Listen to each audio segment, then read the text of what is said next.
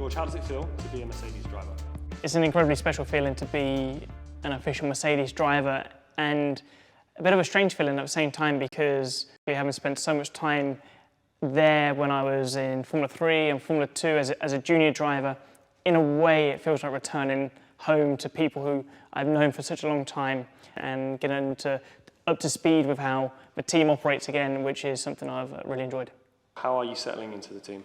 Because I spent so much time with the team prior to joining Williams in Formula 1 as a junior driver, I feel like I know everybody so well already, so we just straight to business on the important bits and bobs to understand the new car, to understand the challenges, and to try and prepare as best as possible for the season ahead. And I think following the conclusion of last year, there's so much motivation and fire within the whole factory to bounce back, and that is incredible for me to see.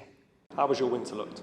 So far it's been a great winter. I spent 9 days in Lanzarote for my training camp, which is something I've done on a yearly basis, which is a great way to start the season. I spent plenty of days in the factory with the engineers, going through a lot of presentations on what the car looks like, but obviously, and most importantly on the simulator, getting to grips with the new car, understanding the limitations and trying to direct the development and where we need to improve. And I think that's been also a really exciting part for me with this new opportunity with the new regulations to try and get on top of that as fast as possible. What are your first impressions of W13 from the sim? First impressions of W13 have been interesting. It's a very different car to the previous era, and the characteristics of how the downforce is produced is completely different. So we're still learning as we're going. There's still a huge amount of improvements to be made to bring everything together to make it as nice as possible to drive, which I foresee a lot of people being in the same boat because we're just learning so much day after day, whether it's in the wind tunnel or in the simulator.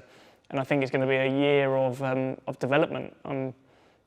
I think everybody wants to go to the first race and have the fastest car possible, but what will be more important is understanding what your limitations are and how you're going to improve from those limitations to build yourself the best foundation possible. Can moving teams, with such a big regulation change coming up, be a positive? I see moving teams during this regulation change as a positive, in all honesty, because we've got a completely different car, which is a completely different philosophy to previously, different tyres, working with new engineers, and I think starting from a completely fresh sheet of paper is beneficial for all, whereas I think if I stayed with Williams for this season, there's always things in the back of your mind that you learnt on the previous era of cars that will always subconsciously carry through into the future, whereas if you are truly starting from a fresh slate, I think that can only be a beneficial this year. What are your hopes for 2022? My hopes for 2022 is to really get the maximum from myself and the team around me. I think it's going to be such an interesting year of development, and I think that's truly where all of the performance is going to be this year.